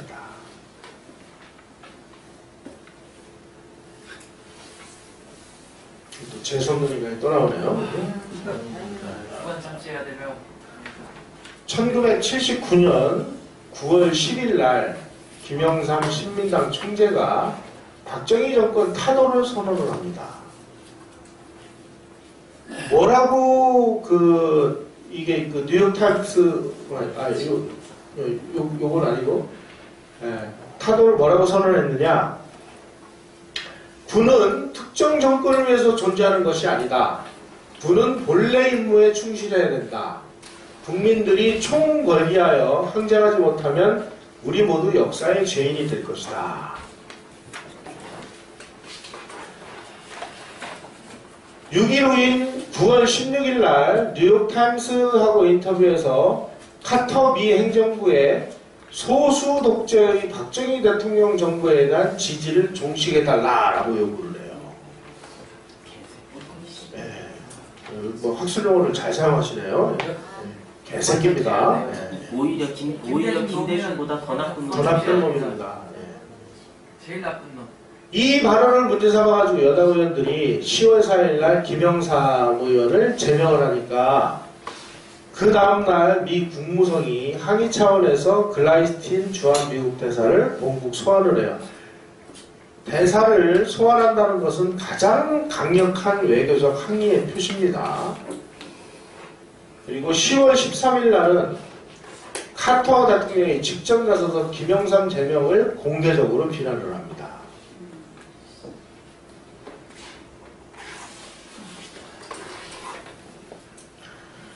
(1978년 12월에) 총선이 있었는데 그 총선에서 그 시민당이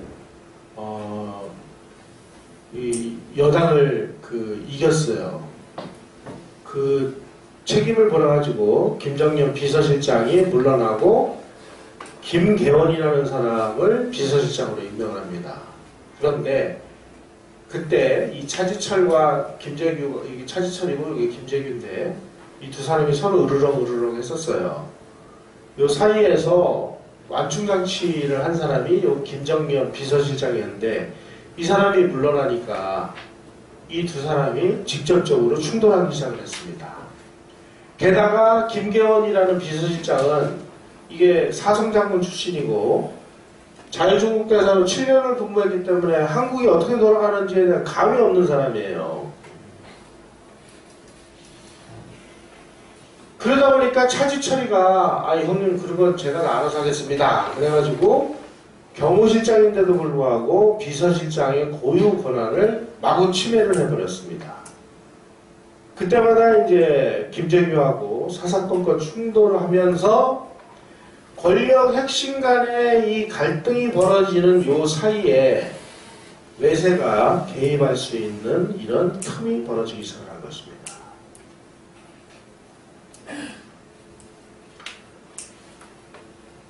10월 26일 날 저녁에 김정유가 그 대통령을 시해를 했는데 그날 글라이스틴 주한 미국 대사가 김영삼을 대사관저로 초청을 해서 점심을 같이 먹어요. 그날 저녁에 궁정동 마천장에서 김정유가 시해를 했습니다.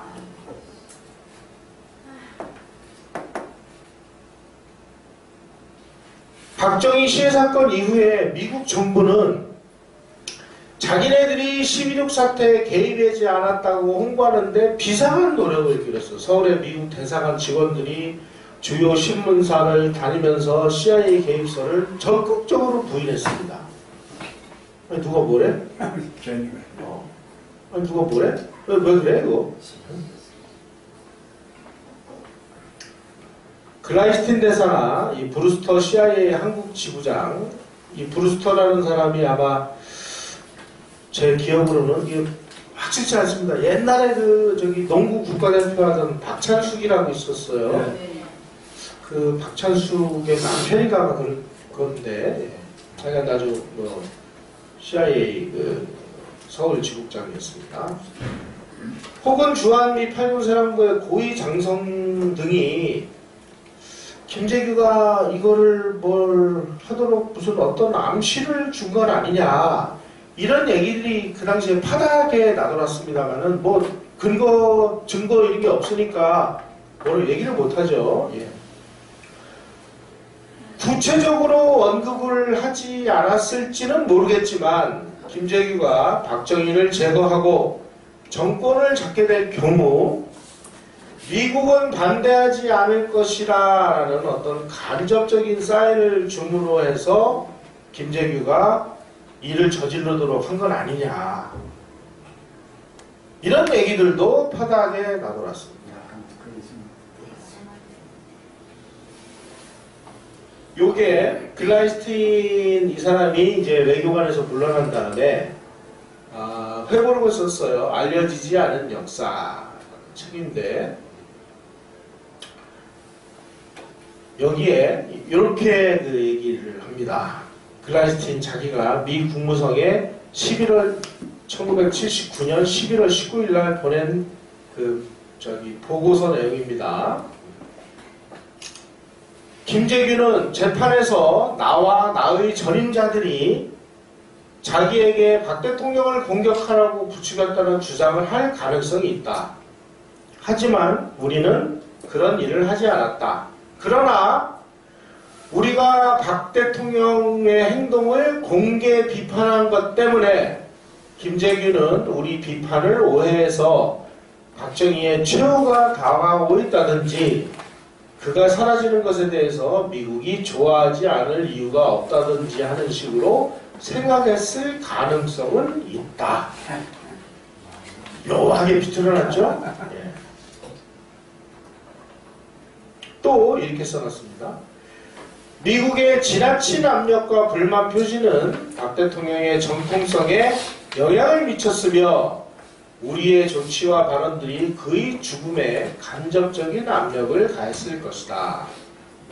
한미관계의 다른 문제들로 인해 대통령 생존에 대한 위협이 악화됐다.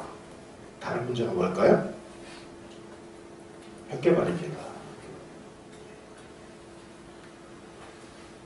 또 바로 이 글라이스틴이 1986년도 미 조지타운 대학교 외교연구소에서 발간한 인권외교라는 책에 미국 관심의 특별한 대상이라는 그 논문을 기고했습니다. 이 논문에 뭐라고 얘기를 했느냐? 미국의 총체적인 행동과 발언이 박정희의 몰락에 알지 못하는 사이에 막대한 영향을 끼쳤는지에 대해서 자문해봐야 된다. 원래 외교용어는 이렇습니다. 지난 시간에 제가 말씀드렸나요? 외교용어가 어떤 내용인지? 의견의 일치를 보았다. 이런 얘기는 서로 간에 아무런 합의도 이루어지지 않은 상태로 헤어지는 것을 의견의 일치를 보았다라고 얘기하고요. 활발한 의견 교환이 있었다. 이런 역사를 잡고 책상을 치고 삿대질하면서 싸운 거를 활발한 의견 교환이 있었다. 이렇게 표현을 해요. 이 외교적 용어를 잘 파헤쳐 보시면 이 사람이 지금 뭘 얘기하고 있는 건지를 우리는 해석할 수 있을 것 같습니다.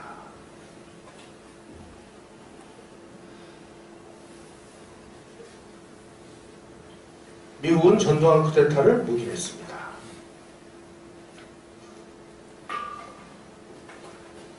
이 팀 셔록이라는 사람이 지금은 아주 광주 민주화 운동 기념사업회 이런 쪽하고 연결이 돼서 이상한 소리를 마구 하고 다니는데 상당히 그 탐사 전문 기자로 유명한 사람인데요. 이 사람이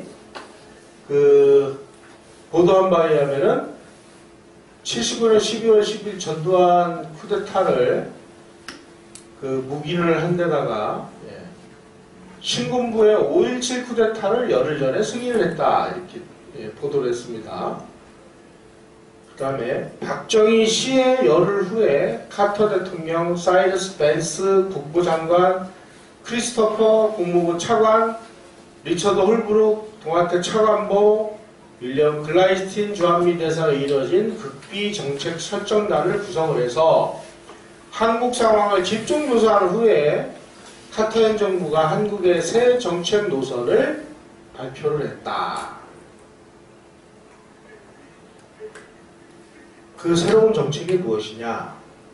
너희들 핵무기 포기, 미사일 포기하면은 전두환 쿠데타 정부 우리가 승인해 줄게.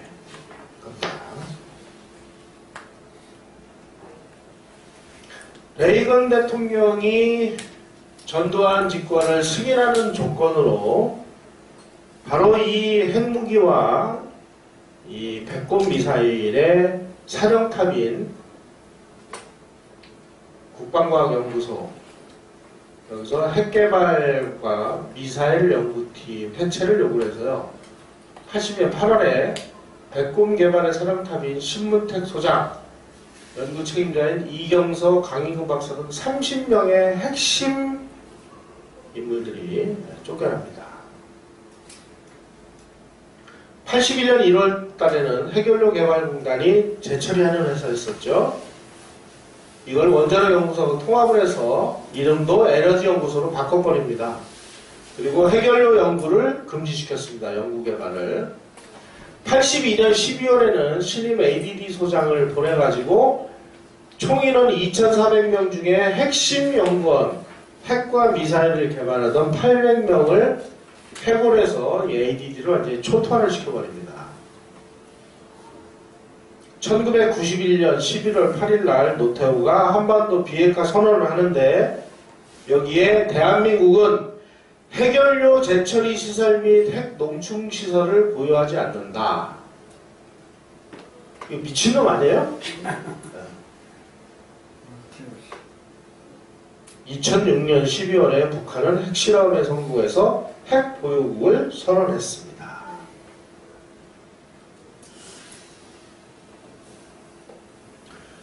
(1976년 5월 1일로 되어 있습니다. 여기 76년 5월 1일 대통령 박정희 내 생명 조국을 위해. 저는 처음에 정말 몰랐어요. 이어른이 왜 이 시기에 이걸 썼을까? 뭐 그냥 취미생활로 썼겠거니 이렇게 생각을 했는데 제가 이 핵무기 개발 과정을 쭉 연구를 하면서 충격적으로 이 내용이 다가오더라고요. 76년 5월 1일이면 박정희는 야 지금 북한은 핵무기를 개발한다고 그러지. 저 뭐 미국은 툭하면은 뭐 주한미군 철수한다고 그러지. 니네 나라는 니네가 지키라고 하지. 야 이거 어쩌고저쩌고냐. 거기다가 1970 몇 년 베트남은 멸망을 해가지고 공산화 됐지. 캄보디아 저 모양 됐지. 이거 우리도 이거 뭘 어떻게 해야 되느냐. 한참 고민하면서 핵개발을 다시 시작해야 되는 거 아니냐라고 아마 결심을 하던 그 무렵인 것 같습니다. 왜냐면 요 글씨를 쓴 지 5개월 후에 그 재처리 시설도 국산화해라. 그 다음에 시험용 원자로도 독자 개발해라 하는 명령을 내리거든요. 어쩌면 이 어른은 자기 목숨을 담보로 핵개발을 다시 지시를 한 게 아닌가. 저는 그렇게 생각을 합니다. 자, 요즘에 김재규가 뭐 유신의 심장을 쐈대요. 민주화의 투사래요. 그러면 김재규가 쏜 게 유신의 심장을 쏜 거예요? 아니면 대한민국의 안보를 지키는 핵개발의 심장을 쏜 거예요?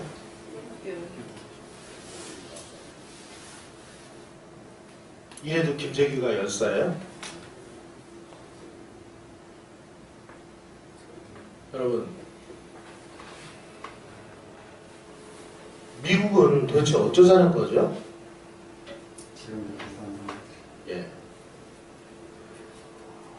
우리가 지금 북한을 막기 위해서 미국하고 한미동맹을 맺어서 우리가 뭐 신세를 지고 그런 건 좋아요. 그런데 고비고비마다 미국이 취했던 이런 끔찍하고 자학적이고 그야말로 뭐 사자가 토끼를 잡아먹는 식의 이런 정책, 이걸 눈도 깜짝 안 하고 시행하는 나라가 바로 미국이라는 사실을 잊어서는 안 됩니다. 트럼프 대통령이 지금 막 한국에서 뭘 해줄 것 같죠? 저 사람이 무슨 짓을 저지를지, 내일 또 마음이 어떻게 바뀔지, 또 김정은이를 만나서 또 무슨 사고를 칠지 아무도 모르잖아요 지금. 그런데 지금 언론에 보도되는 내용을 가만히 분석을 해보세요. 지금 대한민국의 유리한 쪽으로 지금 진행이 되고 있는지, 아니면 대한민국이 지금 쫄딱 망하고 어떤 면에서 보면은 그냥 백기투항을 하는 상황으로 가고 있는지 냉정하게 우리가 판단을 해봐야 됩니다.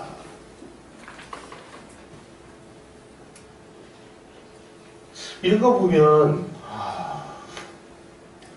미국은 지금까지 때만 되면은 주한미군 철수를 주장을 했습니다. 왜냐? 미국의 정책에는 그 두 가지 큰 그 갈래와 흐름이 있습니다. 미국의 입장에서 볼 때 자기네들의 사활적인 이익이 걸린 나라는 미안한 얘기지만 한국이 아닙니다. 일본입니다. 그래서 총력을 다해서 일본은 지켜야 되는 나라입니다. 그런데 이 미국의 사활적이 걸려있는 일본을 보호하기 위해서 일본에 주둔하고 있는 주일미군만 가지고도 충분히 지킬 수 있다라고 생각하는 사람들이 있고, 야 이것만 가지고는 좀 위험해. 그러니까 방공의 전초기지로 남한의 중요성이 굉장히 필요해 라고 생각하는 그룹이 또 있습니다. 그래서 일본만 가지고도 충분해 라는 사람이 집권을 하면 계속 주한미군 철수 얘기가 나와요. 그런데 레이건이라든지 이런 사람처럼 야 무슨 소리야, 한국에 전초기지가 있어야 일본을 더 안전하게 지킬 수 있을 거 아니야, 그러니까 주한미군 강화해, 이런 사람들이 나오면 또 주한미군은 그냥 그런 대로 흘러가요. 근데 지금 이거는 좀 이해를 못하겠는 게, 아니 돈 문제 가지고 뭐 하는데 돈 더 내, 아니 무슨 동맹이 돈 가지고 흥정하는 상황입니까? 그리고 그쪽에서 요구하는 게 막 대한민국이 막 망할 정도로 큰 돈을 요구하는 건 아니잖아요. 그걸 가지고 미국하고 뭐 또 티격태격하고 그런 걸 요구하는 미국이나 이런 걸 가지고 또 막 그 싸우는 이 사람들이나 도대체 뭘 어쩌자는 거예요 지금. 그러는 사이에 본질적인 문제인 북한 핵 문제는 어떻게 할 것인지 하는 것은 다 실종돼 버렸습니다. 그러면 북한 핵 무기는 우리 앞으로 뭘로 막을 것입니까? 뭘로 막을까요 우리가? 박격포로 막아야 되나? 지금 우리나라 국방 예산을 들여다보면요, 지금도 박격포 사는데 막 몇조 원씩 씁니다. 그럼 지금 북한은 핵무기로 우리를 다 말려 죽이기로 다 이미 수소폭탄까지 만들어 놨는데, 우리는 이거 무슨 뭐 애들 음폭력을 하듯이 뭐 핵을 실은 미사일이 날라오는 거 박격포로 쏴서 격추시킬 거예요? 지금 이런 일들이 벌어지고 있어요. 결국은 핵은 핵으로 막을 수밖에 없다 하는 것이 전 세계 이 핵전략 전문가들의 한결같은 결론입니다. 이제 우리는 뭐 핵폭탄에 맞아 죽거나 싸우기도 전에 항복하거나 이건 정말 우리가 선택해야 될 방법은 아니라고 보고요. 우리도 생존을 위해서 결국은 핵무장을 이제는 진지하게 생각을 해야 될 때가 왔는데, 이 청와대를 장악한 사람들은 우리 생각하고는 180도 다른 생각을 하는 사람들이니 이 사태를 어찌할 것이냐. 박정희는 왜 핵개발을 하려고 했고 어쩌다가 실패를 했고 그 교훈은 뭔지 무거운 그 의문을 가슴에 품고 오늘 밤부터 계속 한번 생각을 해보시기 바랍니다. 대체 이 나라를 어떻게 살릴 것인지. 참 막막합니다. 오늘 제가 준비한 강의는 여기까지고요. 그 질의응답을 하는 시간을 갖도록 하겠는데, 가급적이면은 제가 오늘 강의한 내용 안에서만 좀 질문을 해주십시오. 이게 뭐 주제가 너무 벗어나면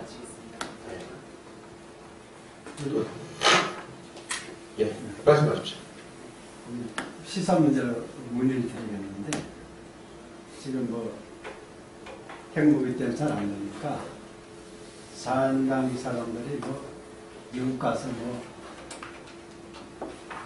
핵을 포기 안 하고 뭐 만들어 보겠다든지 핵무기에 대해서 뭐 호소를 하겠다 이런 식으로 하는데 미국이 들어줄 것 같지는 않아요. 근데 오늘 보면은 일본이 아시아권에서 일본하고 우리를 없애버리고 중국하고 맞대면 시키면 미국은 조정하기 쉽죠.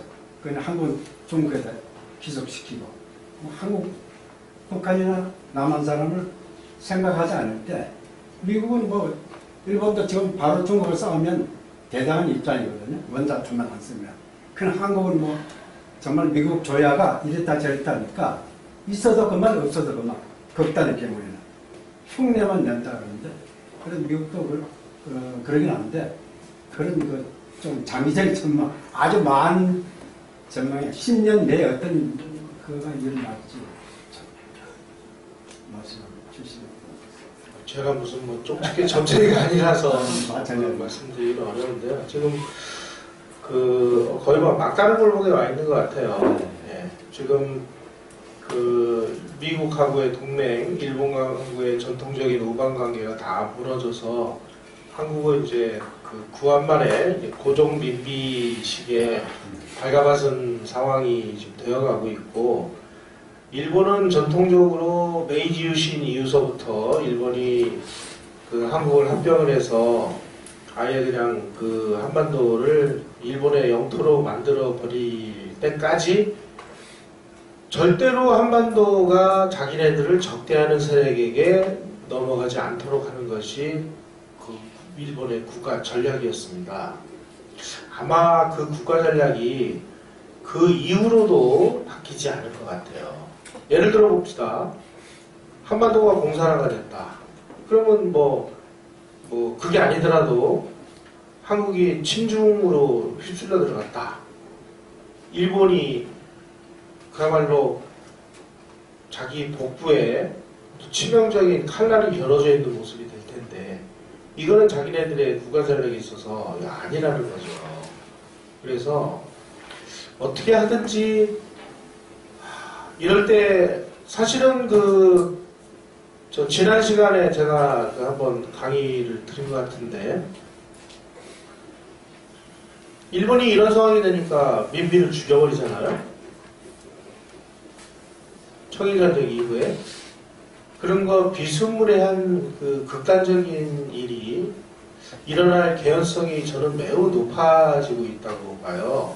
최근 들어서 이 초계기 사건 문제로 인해서 지금 언제든지 무력 충돌이 벌어져도 이상하지 않은 지금 분위기가 돼가고 있잖아요. 원인 제공을 누가 했는지 우리가 좀 굉장히 따져볼 필요가 있습니다. 우리가 무력 충돌이 벌어지거나 전쟁이 벌어져가지고 압도적으로 일본을 이길 수 있으면 뭘 걱정하겠습니까? 압도적으로 패하는 게 문제죠. 그래서 좀 우려스러운 상황이 되어가고 있습니다. 다른 질문 좋습니다. 예. 우리가 네. 저기 이제 일본을 왔다 갔다 하는데 예. 일본의 실체를 너무 몰라요, 한국 사람들이. 예. 제가 볼 때는 일본을 왔다 갔다 하는 한국의 국력이 사실 일본의 10분의 1도 안 되는 현실을 저는 피부로 느끼는데, 제가 30년 됐습니다. 일본 왔다 갔다 한 지가. 맨 처음에 갔는데 삼성 텔레비가 슈퍼마켓 쫙 그냥 구석턱에 있는 거 처음 봤거든요. 그때 당시에 삼성은 한국에서 텔레비를 봤는데, 일본 가는 보니까 저 슈퍼마켓 첫 구석에 있는 걸 보고 내가 충격을 받았는데, 우리가 좀 일본에 대한 연구가 우익 측에서 조금 이제 싱크탱크가 좀 더 체계적인 그런 조직이 돼서 연구를 해야지 되는데, 그런 거에 대한 논의가 너무 없는 것 같아요. 일본은 그냥 단순히 경제적 그것만 보는데, 사실은 청일장기 우리 김용산 선생님 쓰신 청일장 결제라고 또 청일 전쟁에 대한 해석이라든지 이런 거 보면서 우리가 좀 더 일본에 대한 전문적인 연구 기관이라든지 싱크탱크가 조직이 돼야 된다고 이렇게 저는 생각을 하고 있습니다. 그것보다도 뭐 더 급한 게요. 일본에 대한 어떤 증오심 네, 맞아요. 이거부터 빨리 버리는 게 더 급선무가 아닌가 싶고, 그리고 우리가 이유 없이 터무니없이 잘못 아는 내용을 토대로 해서 일본의 저주의 감정을 가지고 있는 것을 우리가 바로잡기 위해서 이승만 TV에서 반일 종족주의를 타파하자는 시리즈를 지금 계속 하고 있고요. 그걸 통해서 우리가 일본에 대해서 얼마나 잘못 알고 있는지를 한번 처절하게 우리가 반성을 하고, 야, 정말 우리가 어처구니없는 그 생각들을 하고 있구나. 시각 교정을 한번 하실 필요가 있는데, 저희들은 막 그야말로 그 엄청난 그 에너지를 들여서 그런 영상도 만들고, 뭐 심지어 막그 친일파 집단 아니냐 뭐 이런 욕까지 얻어먹으면서 이렇게 만들어서 올려놔도 들어서 보는 사람들이 그렇게 많지는 않더라고요. 이승만 TV 들어가서 보시면 어젠가 그 제가 이완용에 대해서 올려놨는데요. 을사오적 이완용, 나라 팔아먹은 이완용. 적어도 을사보호조약에 관한 한 이완용은 무죄예요. 근데 우리가 막 그냥 이완용이한테 모든 죄를 다 뒤집어 씌워가지고 이놈이 나라 팔아먹어서 나라 망했어. 고종은 뭐 열심히 나라를 지키려고 그랬는데 이 간신배들도 정반대거든요, 그게. 그래서 그런 시각교정. 일본이 그렇게 악마의 제국이었는가, 이런 부분에 대해서 우리가 이제 자꾸 감정을 버리고 실제 있는 그대로의 모습을 봐야 되는데 그런 부분이 좀 안타깝죠, 뭐. 예. 저도 말씀하신 대로 이제 한미동맹을 넘어서서 한일동맹도 참 중요하다고 생각을 하는데, 예. 일본을 바라보는 미국의 시각이 예. 저는 이제 이전에 미국한테 실질적으로 발톱을 들이대기도 했고, 그 결과 뭐 1억원이 10년, 20년이라는 얘기도 있고, 미국 측에서 기본적으로 일본을 중요한 전략 요충지로 보더라도 원천적으로 믿을 수 없다라는 시각이 분명히 존재한다고 생각을 해요. 그렇기 때문에 우리 한미동맹이 어느 정도 유지가 지금까지 되고 있다고 보는데, 이 부분에 대해서 미국이 바라보는 일본을 어떻게 바라보는지에 대한 그 시각을 김용삼 강사님은 어떻게 생각하시는지. 그러니까 일본이 미국을, 미국이 미국이 일본을. 간단하죠. 1차 세계대전이 끝날 때까지만 해도 미국과 일본은 굉장히 우호적인 국가였습니다. 조선 이런 거는 그냥 하루아침에 내팽개치고 조선을 일본한테 넘겨주고 그 대신 필리핀은 손대지 마. 태프트 가스라 조약이 그거죠. 굉장히 가까워졌어요. 그런데 일본이 지난 시간에 그 강의 주제가 그거였는데요. 사실은 일본이 그렇게 잘 나갈 때는 세계사의 주류 세력인 미국, 영국하고 동맹을 맺어서 세계적인 강국의 관전에 올랐는데, 그래서 1차 세계대전이 끝나고 자기네들이 간이 배 밖으로 나온 거예요. 아, 우리도 열강 한번 해보자. 그러면서 영국하고 일본하고 계속 트러블이 일어나고 외교관계가 악화되면서 영일동맹이 끊어지고, 그리고 일본은 독일하고 이태리하고 추축국 동맹을 맺어가지고 결국은 패권에 도전하는 세력이 돼서 미국하고 전쟁이 일어나서 원자탄 맞고 망하고, 망한 다음에 아주 처절하게 두들겨 부셔가지고 농업국가를 만들려고 했는데 한국에서 전쟁이 일어나가지고 다시 공업을 이제 살려줘서 지금까지 왔습니다. 지금 우리가 그 일본에 대해서 너무 막 과대평가하고 있는 부분들도 없지 않아 있는데요. 일본은 이렇게 생각하시면 돼요. 1894년 청일전쟁이 일어난 다음에 1945년 원자폭탄 맞을 때까지 거의 60년을 맨 전쟁만 하다가 망한 나라거든요. 그러니까 아주 막 이 군대, 군부 이런 거에 아주 치를 떠는 나라입니다. 미국이 그런 거 잘 알고 있어요. 하지만 미국이 혼자서 중국하고 뭐 하고 이러기에는 미국도 힘에 붙이고 그러니까 일본 얘네도 우리한테 말 잘 들을 거야 안 들을 거야 이 자식들 잘 듣겠습니다. 그리고 신방위 협정을 새로 맺었지 않습니까? 그거 보면은요 이제는 한국은 없어도 충분히 그 일본하고 그 연합 관계가 잘 형성이 되도록 돼 있어요. 한국이 뭐 한미일 동맹이었는데 동맹에서 떨어져 나가면은 뭐 미국도 타격이 크겠죠. 여러분 평택에 미군 기지가 들어섰습니다. 저 평택의 미군 기지는 평택이 바로 서해 바다를 끼고 있잖아요. 도시가. 중국의 염장 지르는 데는 최고의 그 좋은 기지고 미국도 한국을 함부로 포기하면 자기네들도 손해라는 거 알아요. 그러니까 어떻게 하든지 유지를 하려고 하는데 한국이 이렇게 극단적으로 나오면 거기에 따르는 대가를 치러야 되겠죠. 저는 IMF 같은 뭐 그런 걸 한 번 더 봤던지 한 2년 정도 일본은 국가적인 모욕을 당하면 반드시 그냥 지나가는 나라 아니거든요. 어떤 형태로든 일본은 뭐 바보가 아니기 때문에 뭐 무력 충돌 같은 것까지 해서 뭐 긴장을 완화시킬 필요가 뭐 있어요. 한국의 약점이 치명적인 약점이 한국은 97%가 그 국제 교역에서 먹고 사는 나라거든요. 그래서 간단하게 가스 수송선이 일주일만 안 들어오면 우리는 전부 밥을 굶어요. 전부 도시가스 켜고 살잖아요. 우리나라 가스 그거 뭐 한 일주일 열흘 다 떨어지는데 뭐. 원유 수송선 일주일만 안 들어오면 우리 차 다 세워놓고 이래야 되는데 한국이 가지고 있는 여러 가지 취약점들이 많이 있거든요.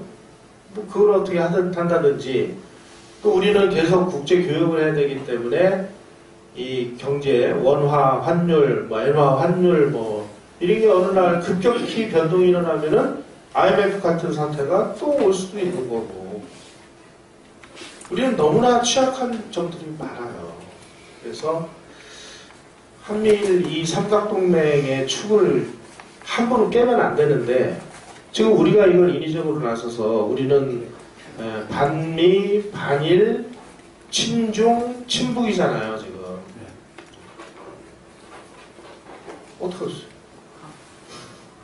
그런 정부, 그런 생각을 가진 정부를 뽑아준 게 대한민국 국민인데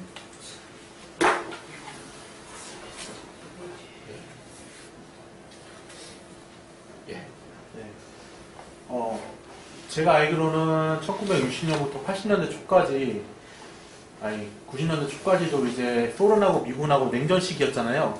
예. 근데 그 당시에 이제 미국 어린 아이들이 보는 만화 영화를 보더라 하더라도 소련과 중국에서 공산당 쪽에서 그 핵무기를 개발해서 이제 미국을 침공한다는 내용의 그런 약간 공포스러운 분위기가 미국에서 많이 일고 있었거든요. 근데 한국에서 첩보단들이 이제 조사한 그 내용에 의하면은 박정희가 핵 개발을 마치면 북한에 선제 공격을 한다라는 그런 주제 내용이 좀 있더라고요.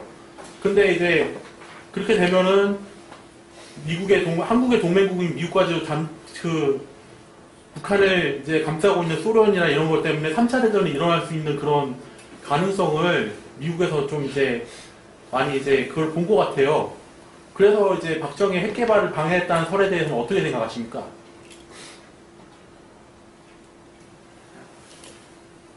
질문의 요지를 제가 잘 이해를 못하겠네요. 네, 그러니까 박정희 대통령이 핵 개발을 하면 북한에 먼저 선제 공격을 했기 때문에 그거 자체가 3차 대전을 유발할 수 있는 트리거가 된다.